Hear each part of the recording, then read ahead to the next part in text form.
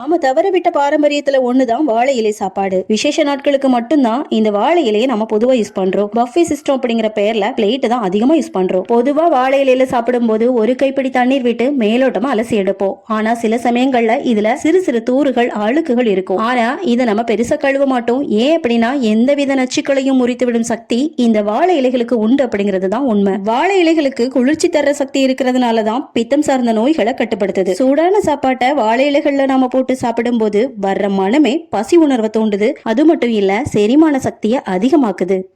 வாழை இலைகள்ல நாம இப்படி சாப்பிட்டு வந்தா நம்ம உடம்புக்கு தேவையான ஆன்டி ஆக்சிடென்ட்ஸ் இதுல இருந்து நமக்கு கிடைக்குது. இது எல்லாத்தையும் விட வாழை இலை சாப்பாடு, வாழை இலை சாறு, வாழை இலை படுக்கன்னு எல்லாவித நச்சுக்களையும் முறிக்கும் இதுல இருக்குன்னு பழக்கம் செஞ்சவங்க தான் நம்ம முன்னோர்கள். வாழை இலையை எப்படி போடுறதுல இருந்து எப்படி பரிமாறுறது, எப்படி சாப்பிடுறதுன்னு ஒரு முறையே பழக்கப்படுத்தி வச்சிருக்காங்க. இத பத்தி நீங்க என்ன நினைக்கிறீங்கன்னு மறக்காம கமெண்ட்ஸ்ல சொல்லுங்க.